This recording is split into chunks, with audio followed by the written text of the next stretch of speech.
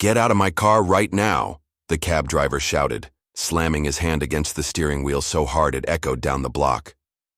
General Marcus Reed sat still, his broad shoulders tense under the simple black hoodie he had thrown on to blend.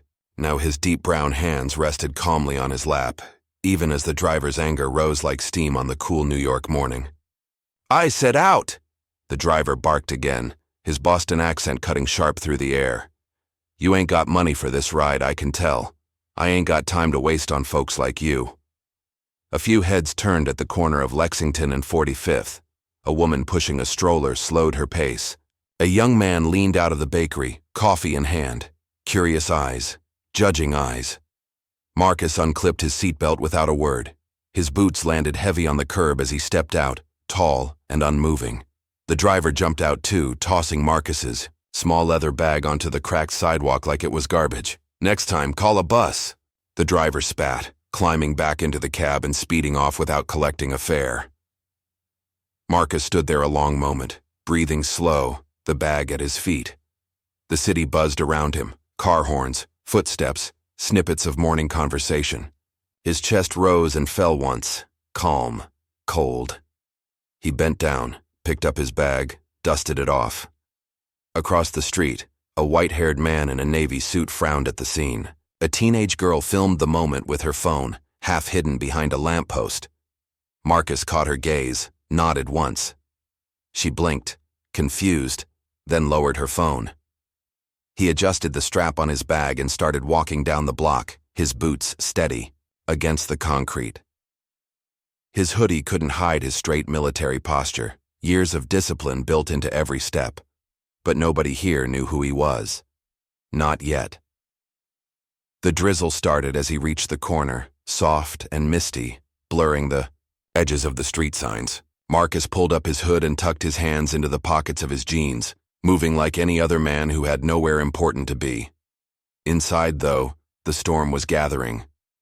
He turned left onto Fifth Avenue, passing shop windows full of overpriced watches and designer shoes, the same stores where security guards followed him around when he wore street clothes, the same world where a black man with a stern face and broad shoulders was always seen first as a threat, never a client, never a leader. His phone buzzed. In his pocket. He pulled it out, glanced at the screen. Colonel Teresa Miller. Marcus answered on the second ring, his voice low and even. "Morning, Colonel. You landed okay?" she asked, brisk like always. "Everything on schedule?" There was a pause. Marcus watched a yellow cab splash through a puddle, sending dirty water spraying onto the sidewalk. A man in a business suit jumped, back cursing. "Minor delay," Marcus said finally, a small smile ghosting over his lips. Teresa didn't ask questions. She knew better. "Understood. Your driver should be at the hotel entrance in 10 minutes. Red Lexus SUV. Name's Carl. Real professional. No surprises." "Copy that," Marcus said, ending the call. He tucked the phone away, shoulders settling deeper into his jacket. The rain picked up, slicking the sidewalks and turning the streetlights into hazy halos. Marcus reached the corner where the luxury Langston Hotel towered over the city. Bellhops in gold-trimmed uniforms darted back and forth, shielding guests with large umbrellas. Marcus walked up the steps, bag slung casually over one shoulder. A doorman moved instinctively to block him, hand half raised. "Can I help you, sir?" the doorman said, scanning Marcus's clothes like a barcode. Marcus smiled politely, a smile that didn't reach his eyes. "No need. I'm expected." The doorman hesitated, clearly trying to guess if he should call security or not. Before he could decide, a shiny red Lexus rolled to a stop under the awning. A tall, wiry black man in a crisp gray suit jumped out, holding the door open wide. "General Reed," he said with a nod. "Carl Thomas." "I'm your transport, sir." The doorman's mouth opened slightly. Marcus walked past him without another glance, stepping into the Lexus like he was stepping onto a battlefield. The door shut with a clean final thud. Inside, Carl pulled smoothly into traffic. Marcus wiped his damp hands on his jeans and stared out the window, the city blurring past. "Change of plans," he said quietly. "I need you to find me the name of the cab company that works that area." Carl didn't blink, just nodded. You got it, sir. Marcus leaned his head back against the seat, eyes closed. Out there, the cab driver thought he had bullied just another broke black man off the street. He didn't know he had just shoved a 4-star U.S. Army general onto the sidewalk, in front of cameras. And Marcus Reed never forgot a disrespect, especially not public ones, especially not when the world was watching. The cab driver's day was about to take a very, very sharp turn. You sure you want to waste your time on a cabbie, sir? Carl asked, glancing at Marcus in the rearview mirror. Marcus opened his eyes slowly, the city lights flickering over his calm face. Sometimes small lessons teach the biggest audiences. Carl gave a soft chuckle under his breath. He knew better than to question a man like Marcus Reed twice. They turned onto Madison Avenue, the Lexus moving smooth and silent through the late morning drizzle. Buildings towered on either side, their glass windows catching reflections of the gray, heavy sky. Marcus pulled his phone from his jacket again, thumb tapping quickly. He found what he needed in under a minute. The taxi medallion number, burned into his memory. The cab company wasn't some small independent outfit. It was Civic Ride Corp, one of the biggest private fleets in the city. Good, Marcus thought. Bigger meant higher stakes. He hit dial. The phone rang twice before a chipper woman's voice answered. Civic Ride Corp dispatch, this is Shelley speaking. How can I help you? Good morning, Shelley, Marcus said, voice smooth like a worn river stone. I'd like to speak to your director of operations. There was a pause on the line. May. I ask who's calling. You may, Marcus said. Tell him General Marcus Reed is on the line. Former Commanding General, United States Army Atlantic Division. Another pause. Longer, sharper. I'll transfer you immediately, sir, Shelley stammered. Carl hid a grin behind his hand as he turned onto Park Avenue, blending into the steady flow of traffic. 30 seconds later, a deeper voice came on. This is Rick Danson, Director of Ops. General Reed. What an honor, sir. What can we do for you? I had an incident with one of your drivers this morning, Marcus said, his tone like velvet over steel. Cab number 7125, Lexington and 45th. Rick's voice tightened.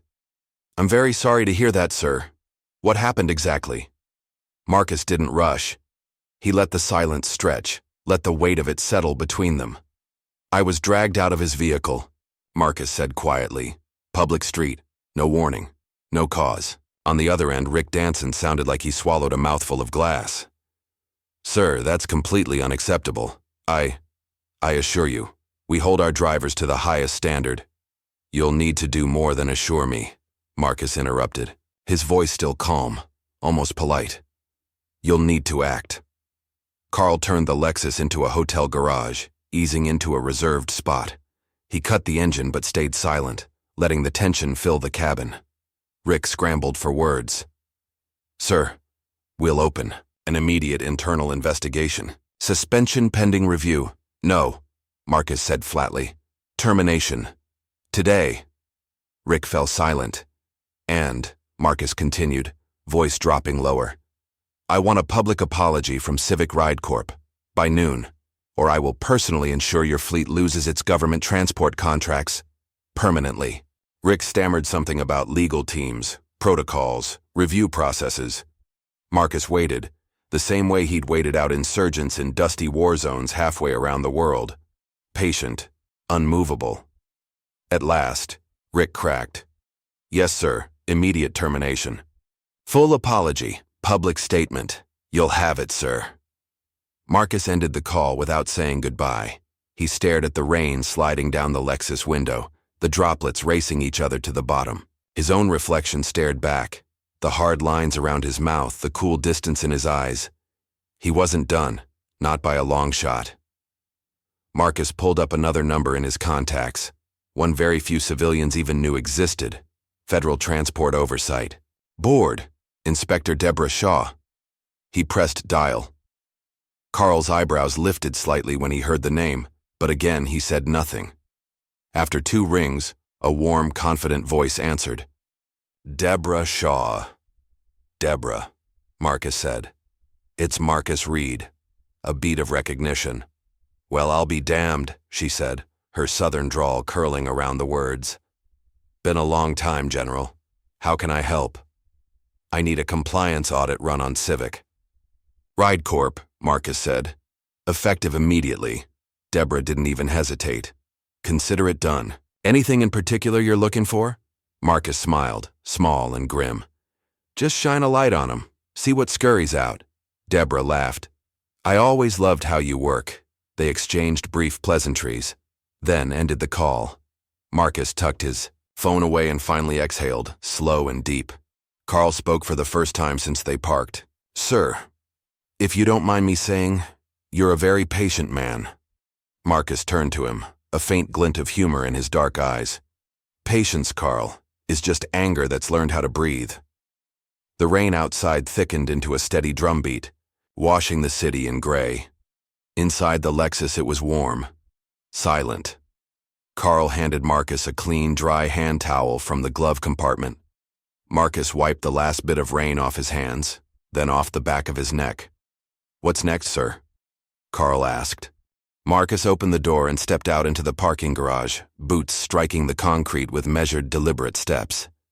He looked back once over his shoulder. Now, he said, we watch the empire crumble. And he disappeared into the elevator, leaving the storm to gather strength behind him. You really gonna fire him? Over some guy making up a story? Barked Mike Collins, the cab driver, pacing the cramped Civic Ride break room. His manager, a wiry man named Tom Benson, stood stiff by the window, hands shoved deep into his jacket pockets. The rain outside pelted the glass, blurring the city skyline into a cold, angry smear. It's not just some guy, Mike, Tom said, voice low. You dragged a black man out of your cab. In broad daylight, witnesses, video. Mike scoffed, running a hand through his thinning hair. Yeah?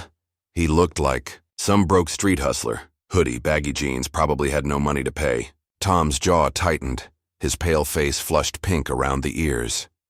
That street hustler is General Marcus Reed, 4-star U.S. Army general. Mike froze, the blood draining from his face. Tom didn't let up. He's got more medals than your whole damn family tree combined, and now he's got half the city breathing down our necks. Mike opened his mouth, then closed it again. Sweat dotted his forehead. From the hallway they could hear the rising hum of conversation, other drivers whispering, phones buzzing nonstop. Word was spreading. Fast. Rick wants your keys, Tom said, holding out his hand. Now. Mike hesitated, glancing around like someone might swoop in and save him. Nobody did. With a bitter curse under his breath, Mike yanked the key ring from his belt and slapped it into Tom's palm. The metallic clink echoed sharp in the small room. Tom didn't say anything else, just turned and walked out, leaving Mike standing there soaked in fear and regret. Downstairs, Civic Ride's main office buzzed like a kicked beehive. Phones rang off the hook. Local reporters were already sniffing around. Rumors of protests, lawsuits, city contract reviews, and worst of all, Marcus Reed's name was starting to trend on Twitter. Tom shoved through the crowd and found Rick Danson pacing behind the front desk, his tie loosened, his face gray. He's here, Rick hissed the moment he saw Tom. Tom blinked. Who? Rick just nodded toward the glass entrance. There, standing silent in the storm, was Marcus Reed. No police escort, no entourage, just a man, soaked from the rain, face unreadable. Under the dripping edge of his hood, Tom swallowed hard. Rick straightened his tie as best he could and hurried toward the door. His loafers squeaked on the wet tile. He flung the door open. General Reed, we deeply apologize. Marcus stepped inside, the storm sliding off him like a second skin. The room went dead quiet. Drivers stared. Dispatchers froze mid-type. The receptionist dropped her coffee. Nobody breathed.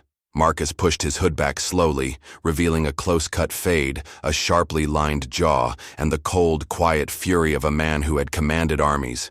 He didn't speak. He didn't need to. Rick fumbled, pulling out a pre-printed letter from inside his jacket, an official notarized apology from Civic Ride Corp. Our sincerest apologies, General, Rick said, voice trembling. The driver has been terminated immediately. We've launched full internal reviews. We hope to regain your trust. Marcus took the letter without looking at it, folded it once, tucked it into his jacket. Only then did he speak, voice low and steady. Trust is not given, it's earned. Rick nodded frantically. Of course, sir, of course. Marcus turned to leave but paused at the threshold. He glanced back once, his gaze sweeping the room. The drivers, the managers, the silent witnesses. You judged a man by his clothes, he said, each word like a hammer striking steel, not by his character. Nobody dared reply. Outside, the rain roared louder, slamming against the sidewalk like a rising drumbeat. Marcus stepped into it without hesitation, disappearing into the gray. Inside, Rick sagged against the doorframe, wiping sweat from his brow. Tom whispered almost to himself, "This ain't over, is it?" Rick shook his head slowly. "No," he muttered. "Not even close." Meanwhile, across the city, the video had exploded. The teenage girl's shaky footage, the cab driver screaming, the bag tossed onto the sidewalk, Marcus standing tall in the rain, had hit Twitter like a grenade. Justice for General trended. In under an hour, news anchors picked it up before lunch. City officials started making calls to Civic Ride headquarters, and deep in a downtown office tower, Deborah Shaw sat behind her mahogany desk, a sly smile curling on her lips as she reviewed Civic Ride's audit file. Multiple discrimination complaints, underpaid minority drivers, unlicensed vehicles operating during peak hours. She tapped her pen once against the file and murmured, "Marcus, you do know how to pick 'em." She picked up her phone and dialed the city transport board. Time to turn a private scandal into a public reckoning. "Sir, you're gonna want to see this," the Civic Ride PR director stammered, shoving her phone in Rick Danson's face. Rick grabbed it, squinting at the screen, his tie half untied, his hair sticking up from hours of stress. His hands shook slightly. It was a live news feed. Channel 5 breaking news. Prominent black general humiliated by taxi company. City contracts under review. The headline scrolled in bold red across the bottom of the screen. A news anchor with a grave face spoke into the camera. Sources confirm that General Marcus Reed, a decorated U.S. Army leader, was publicly mistreated by a Civic Ride driver earlier this morning. As outrage grows, city officials are questioning Civic Ride's existing government contracts. Rick's stomach dropped into his shoes. He turned to Tom Benson, who hovered nervously by the office door. "Get legal, get compliance, get everybody." Tom nodded and rushed out like the building was on fire. Rick set the phone down slowly, the news report continuing behind him like a drumbeat he couldn't escape. Outside his office, the hallways buzzed louder. Word spread faster than wildfire. The fear was real now, not just a driver getting fired, but their whole company reputation unraveling in real time. The foundation was cracking, and Marcus Reed hadn't even lifted a finger publicly yet. Across town. Marcus sat quietly in a small cafe near Central Park. He wore the same hoodie and jeans, blending in like any other tired New Yorker nursing a black coffee. No security detail, no press team. Just silence and rain tapping against the windows. Carl sat across from him, phone in hand, updating him in a low voice. "City's already announcing an emergency review of Civic Ride's licenses," Carl said. "Might freeze them out of federal contracts, too." "Deborah's moving fast." Marcus nodded slowly. He stirred his coffee once, twice, watching the swirl of black against cream. "Good," he said quietly. "But it's not enough." Carl frowned. "Sir?" Marcus leaned back, folding his arms. His eyes, usually calm, burned now with something deeper. Something carved by decades of fighting wars overseas and battles at home. "I want a cultural shift," he said. "Not just a PR apology." Carl sat up straighter. "You want blood." Marcus gave a thin smile. "I want respect. For everyone who looks like me. For everyone who gets sized up the second they step into a cab or a store." Carl nodded. understanding blooming, slow and sure. "How do we hit him where it hurts?" he asked. Marcus's eyes glinted. "We make it a movement," he said. "Not just a mistake." Meanwhile, Civic Ride's corporate headquarters turned into a full-blown crisis bunker. Emergency meetings stacked on top of each other. Lawyers barking into phones. PR teams drafting apology after apology. None of them strong enough. Rick Danson stood at the front of a war room conference table, wiping sweat from his palms against his slacks. "We need to issue a public apology. Today. Live," he said. The head of PR shook her head. "It's too late for just words, Rick. Activists are already planning protests outside Civic Ride hubs. Drivers are threatening to walk off." Another executive threw a news article across the table.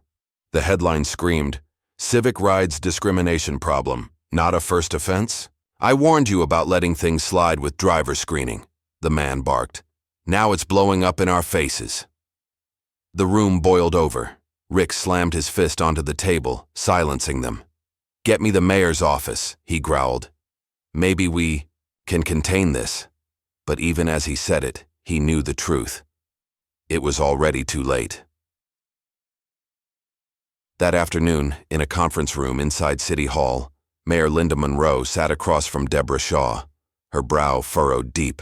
"You're telling me Civic Ride's been cutting corners for years?" the mayor said.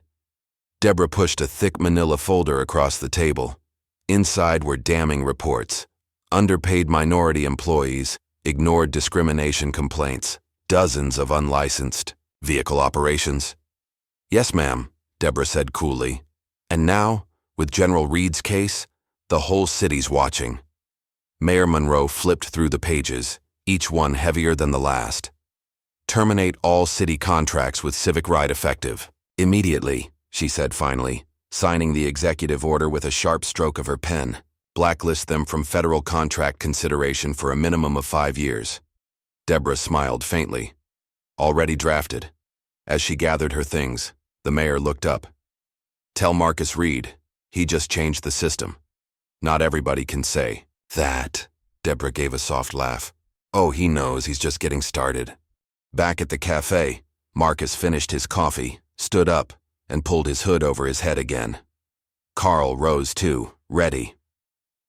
Marcus left a generous tip on the table, a quiet thank you to the waitress who had served him without assumptions, without judgment. Outside, the rain had stopped. The clouds were breaking apart, streaks of weak sunlight pushing through.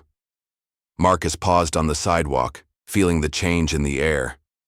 Tomorrow, Civic Ride would wake up to headlines they couldn't spin, contracts they couldn't win back, and a city that no longer looked the other way. And it all started with a bag tossed onto the street. Sometimes the small humiliations sparked the biggest fires. Marcus Reed knew that better than anyone, and he wasn't done yet. "Are you the manager?" the protester asked sharply, holding a soaked cardboard sign that read, "Respect isn't optional." Tom Benson wiped rain off his forehead and looked out at the small crowd gathering in front of Civic Ride's headquarters. Cameras, umbrellas, angry voices rising in the storm. Behind him, the building buzzed with panic. Phones ringing, security guards pacing, executives shouting over each other. "I'm the operations manager," Tom said carefully. The young woman holding the sign stepped closer, her voice steady. "Then you're the one who needs to hear this. We're not leaving, not until Civic Ride takes responsibility." Tom shifted uncomfortably. "We issued a public apology. We fired the driver. What more do you people want?" The woman's eyes narrowed. "We want change, real change. Not just one guy losing his job. We want to see your company stand for something better, or we'll make sure everyone knows you don't." Before Tom could answer, the protesters started chanting louder, their voices slicing through the rain like knives. "Respect, justice, equality." Across the street, news vans pulled up, reporters scrambling for shots. The storm Marcus Reed had set in motion was here, and it wasn't slowing down. Inside Civic Ride's glass conference room, Rick Danson leaned over a trembling PR manager. "I said, get me a press conference set up. Now," he barked. "But sir, the city already pulled our contracts," she stammered. "Even if we apologize again," Rick slammed his hands down. "Do it anyway." Tom burst into the room, drenched and breathing hard. "Rick, they're outside. Protesters. Media. We can't even get our drivers into the garage." Rick cursed under his breath. Everything was slipping through his fingers. He turned to the chief legal officer, a bald man wiping his glasses nervously. "Can we sue General Reed for defamation?" The lawyer blanched. "Sue a decorated war hero? A black general? In this climate? You'll burn the company down completely." Rick sat down hard in his chair. Defeated. For the first time since morning, he realized there was no saving this, only surviving it. Across the city, Marcus sat in a dimly lit meeting room inside the Langston Hotel, scrolling through the news on a laptop. Carl sat beside him, watching in silence. Headlines screamed across the screen. General Reed's story sparks nationwide debate on racial bias in transportation. Civic ride faces major lawsuits amid growing public outrage. Protesters demand systemic reform, not just apologies. Marcus clicked through images, protesters waving flags in the rain, news anchors debating live on air, Civic ride stock prices crashing in real time. He closed the laptop softly. "Stage 1 is complete," Marcus said almost to himself. Carl nodded. "What's next?" Marcus stood up, hands sliding into his jacket pockets. "We make it bigger," he said. "We turn a broken cab ride into a national conversation." That afternoon, Civic Ride attempted a press conference on the front steps of their building. Rick Danson stood behind a cluster of microphones, face pale and tense. Tom hovered behind him, looking like he'd rather be anywhere else. Cameras flashed. The crowd of protesters pushed against barricades. Rick cleared his throat. "We at Civic Ride deeply apologize for the treatment of General Marcus Reed," he said, reading stiffly from prepared notes. "We are committed to learning, to improving." Boos erupted from the crowd. A voice shouted, "Talk is cheap." Another screamed, "Fire the leadership." Rick tried to push through. "We are announcing the launch of a diversity and sensitivity training initiative across all departments." A woman holding a dripping umbrella yelled, "Too little, too late." The media swarmed closer, sensing blood in the water. Rick stumbled through a few more lines, then fled inside, security guards holding the doors against the angry crowd. Inside the building, Civic Ride executives faced the truth. It was over. They could apologize. They could beg. They could promise reforms. But the trust was shattered. The foundation had crumbled, and at the center of it all stood the quiet force they had underestimated. A black man they thought was just another nobody in a hoodie.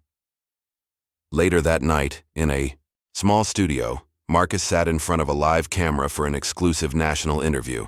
The host, a well-known black journalist named Valerie Chase, leaned in across the table. "General Reed," she said gently, "you could have stayed silent. Taken a private apology, moved on. Why fight publicly?" Marcus's dark eyes locked onto hers. "Because silence," he said, voice steady, "has never protected us." Valerie nodded slowly, emotion thick in the air. Marcus continued, his words measured and heavy. "Every day ordinary people are judged, for their skin, their clothes, their names. Disrespected before they even speak. I had the rank to fight back, they don't." He paused, letting the truth hang heavy in the studio. "So I'm speaking for them," Marcus finished quietly. "For everyone who's ever been thrown out, pushed aside, or told they didn't belong." The screen faded to black, but the message burned hotter than any headline. This wasn't just about one man. It was about all of them. It was about all of us. "We need a miracle," Rick muttered, pacing in circles in the Civic Ride boardroom as rain pounded the windows. Tom Benson leaned against the wall, arms crossed, watching the last shreds of the company's dignity fall apart. Across the long conference table, the PR director tossed down her notes with a grim look.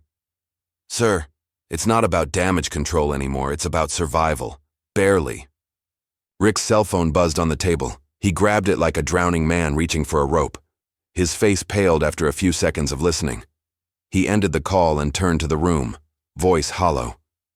The city's transport board just canceled every Civic Ride operating license, effective immediately. The room fell deathly silent. No one moved. No one breathed. It was happening. The collapse they thought they could outrun was now slamming into them like a freight train. Rick sank into his chair. "It's over," he whispered.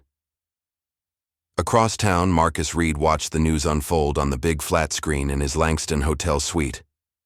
Carl poured him a cup of coffee and set it down gently on the side table. Marcus didn't touch it. He stood at the window, arms crossed behind his back, watching rain blur the city lights.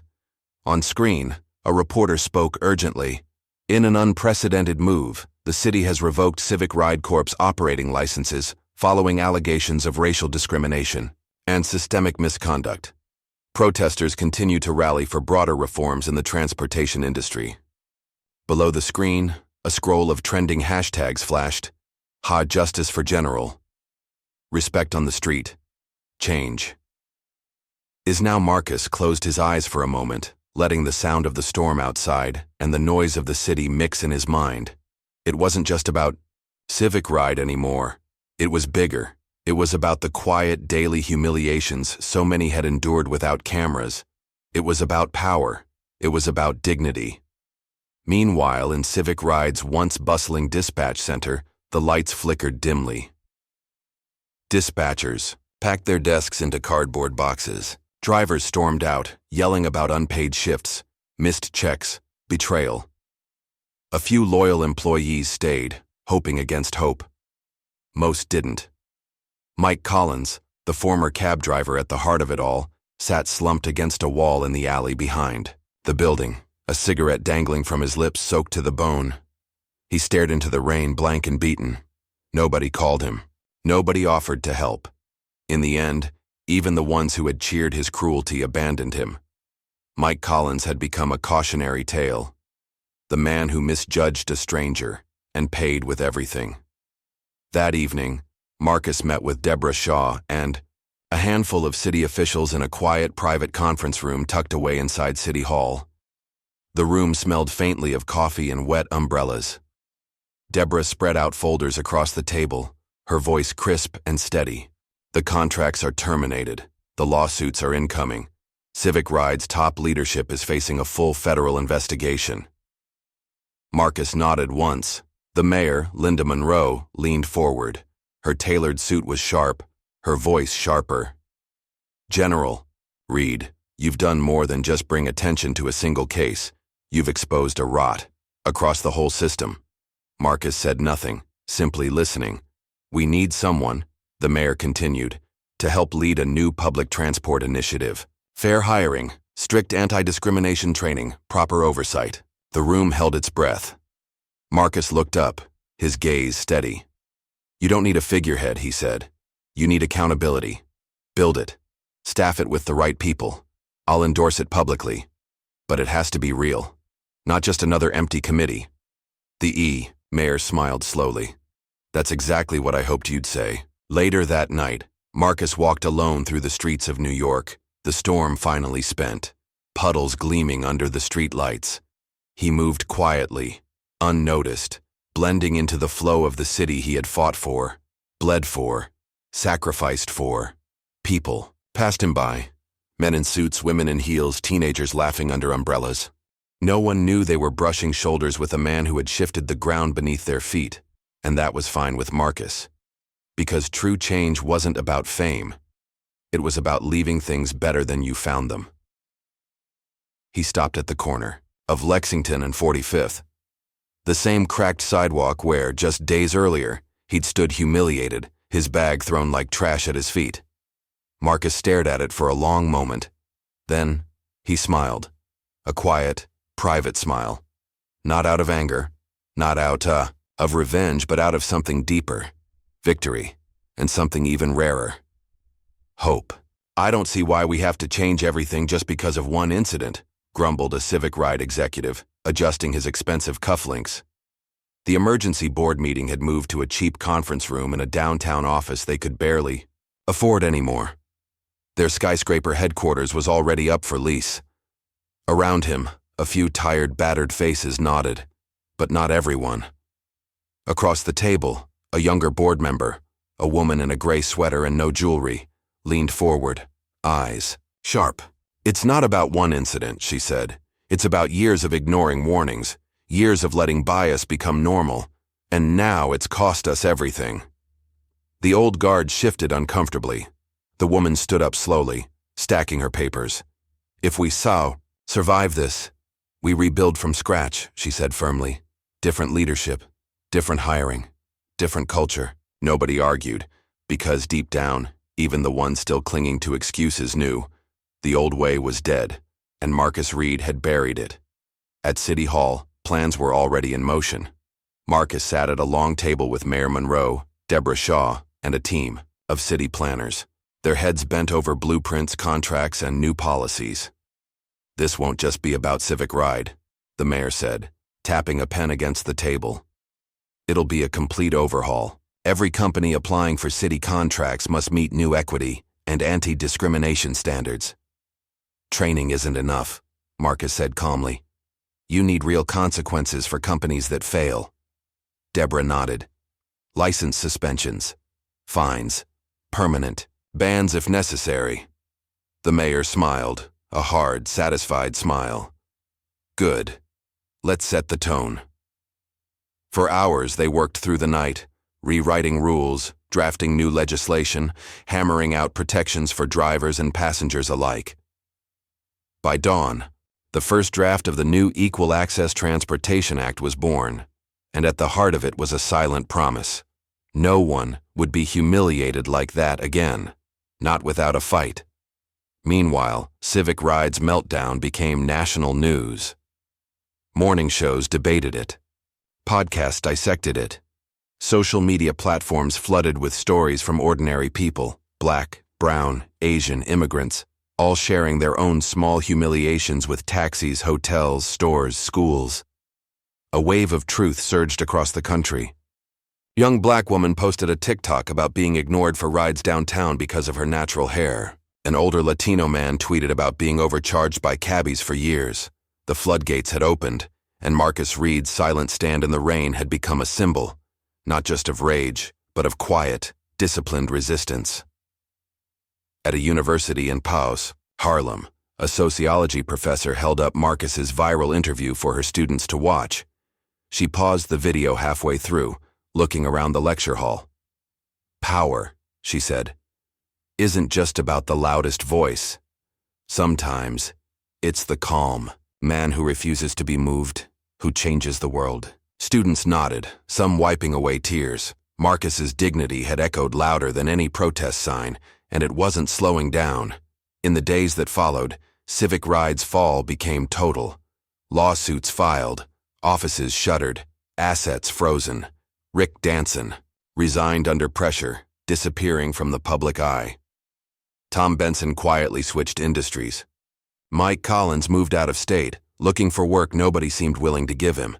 And all over the country, transportation companies scrambled to fix their own broken systems before they became the next Civic Ride. Marcus didn't celebrate. Didn't hold a press conference or tweet a victory speech. He simply continued to move quietly, deliberately. When the mayor's office offered to name the new Transportation Oversight Council after him, he declined. "This isn't about my name," he said simply. "It's about the next person standing on that sidewalk." 1 week later, Marcus walked through Central Park under a crisp blue sky. No rain, no storms, just sunlight filtering through the yellowing, autumn leaves. He sat on a bench overlooking a small lake, breathing in the clean, cool air. Nearby, a black teenage boy tried to hail a cab, and this time, 3 yellow taxis pulled up immediately, the drivers smiling and waving him in. Marcus watched, a small smile tugging at the corner of his mouth. Change, slow, imperfect, fragile, but real. It would never erase the past, but it would shape the future, and sometimes that was enough. "Are you sure you don't want to say a few words, General?" Mayor Monroe asked, straightening the papers at the podium. Behind her, city officials and journalists gathered for the signing of the new Equal Access Transportation Act. Cameras flashed. A line of microphones waited. Marcus stood a few steps away, hands clasped behind his back, wearing a dark suit that fit him like armor. "I've already said enough," he said with a quiet smile. The mayor nodded, understanding. Not every battle needed another speech. Sometimes the change itself was the speech. She stepped up to the podium and began, her voice strong and steady. "Today," she said, "we honor the dignity of every person who has ever been made to feel invisible. We're rewriting the rules. We're raising the standard. And it started with one man who chose to stand tall, when others chose to look away." Marcus watched from the side as the cameras flashed. The city applauded, and history quietly shifted under their feet. He didn't need the spotlight. He had the victory. After the ceremony, Carl met him at the car, opening the back door with a grin. "You sure you don't want to take a victory lap, sir?" Carl teased. Marcus chuckled under his breath, sliding into the seat. "Victory laps are for sprinters. I'm building endurance." Carl nodded, closing the door gently. As they pulled away from City Hall, Marcus looked out the window at the crowd. Protesters still holding signs, college students waving small flags, elderly couples smiling from benches, not just faces, stories, dreams, people who deserved better. And now, because he had refused to shrink under the weight of humiliation, they would get it. Meanwhile, at a quiet diner in Queens, Mike Collins sat hunched over a greasy plate of eggs and bacon, staring at his cracked phone screen. News alerts buzzed one after another. Civic Ride Board dissolves amid scandal. Transportation. Companies nationwide adopt new anti-discrimination policies. General Reed's stand sparks cultural shift. Mike scowled, tossing the phone onto the sticky table. Nobody looked at him. Nobody cared. He was yesterday's mistake, and the world had moved on without him. For the first time, Mike felt the full weight of his actions, not just the consequences for himself, but the ripple effects across thousands of lives. He hadn't just lost a job. He had lost the chance to be on the right side of something bigger, and there was no getting it back. At the same time, deep inside a university library uptown, a young black woman named Naya scrolled through news stories about Marcus Reed on her laptop. She leaned closer, reading every word. Inspired, empowered. Naya had been told all her life to be careful, stay quiet, don't make waves. But Marcus hadn't stayed quiet. He hadn't accepted humiliation. He had demanded better, not with shouting, but with silent strength. And now, sitting between stacks of law books, Nia decided she would apply to law school. She would fight for people who were judged before they ever spoke. Because of Marcus Reed. Because dignity wasn't negotiable. Later that night, Marcus stood on the rooftop terrace of the Langston Hotel, the city lights stretching endlessly around him. Carl leaned against the railing nearby, sipping a soda. "You think they'll remember?" Carl asked, nodding toward the skyline. Marcus thought for a long moment. "Maybe not my name," he said quietly. "But they'll remember the feeling." Carl looked puzzled. "The feeling?" Marcus turned to him, eyes deep and calm. "The feeling of standing up. The feeling of not being powerless anymore." The wind tugged at their jackets, carrying away the last hints of rain. Below, the city pulsed and breathed and moved. A little fairer, a little stronger, a little more awake than it had been before, all because one man refused to bow his head, and that silent victory would echo longer than any headline. "Excuse me, sir," said the young cab driver nervously, tipping his cap as Marcus stepped toward the curb. Marcus paused, studying the driver.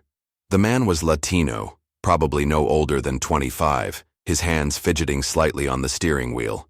"I saw you standing there," the driver said quickly, voice full of sincerity. "Didn't want you thinking I wouldn't stop. I take everyone." Marcus felt a warmth rise in his chest. Quiet. Steady. He gave a slight nod. "Thank you." The driver grinned wide, relieved. City's changing, right? People talking about it all over? That new law? Man, you did something real big. Marcus simply smiled, opened the cab door, and slid inside. No speeches, no lectures. Just change. Growing, whispering, weaving itself into the everyday lives of people who had once been invisible. As the cab pulled into traffic, Marcus leaned his head back and closed his eyes, letting the rhythm of the city wash over him. The battle wasn't over, but for the first time in a long time, it felt winnable. Meanwhile, inside Civic Ride's former headquarters, now eerily quiet, cleaning crews boxed up files and dismantled furniture. In one office, a framed mission statement hung crooked on the wall. Service, respect, excellence. The irony was thick. A young janitor plucked it down and tossed it onto a growing pile of discarded trash. Old promises, broken legacies, buried under the weight of their own failure. Back across town, at a neighborhood library in Brooklyn, a community meeting filled the small, worn space.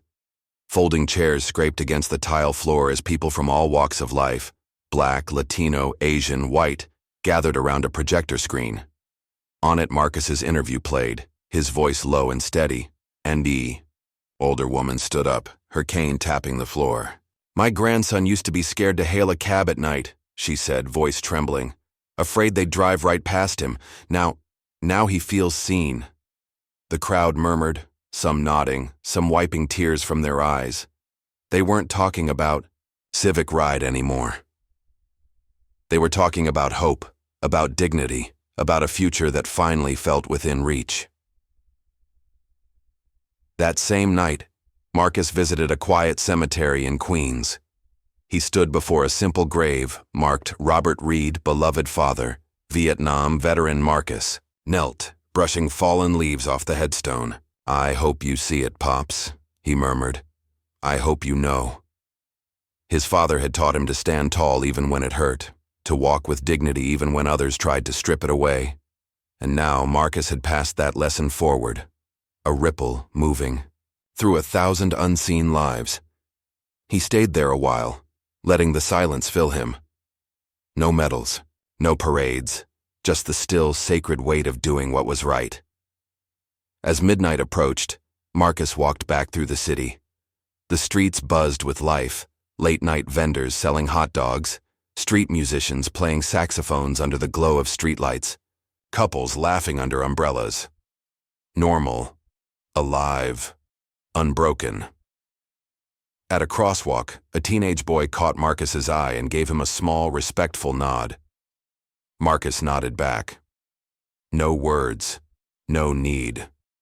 Respect had found its way back into the streets, not handed, down by power, but built from quiet, stubborn strength. A strength they all shared now, because one man, soaked in rain and dignity, had refused to be small. "You ready for this, sir?" Carl asked, holding the hotel lobby door open as morning sunlight poured into the street. Marcus stepped through, adjusting his jacket casually, the city humming awake around him. Bright skies stretched over Manhattan. Vendors set up their carts. Joggers pounded the sidewalks. Taxis, the few that still remained after Civic Ride's collapse, lined up neatly at the curb.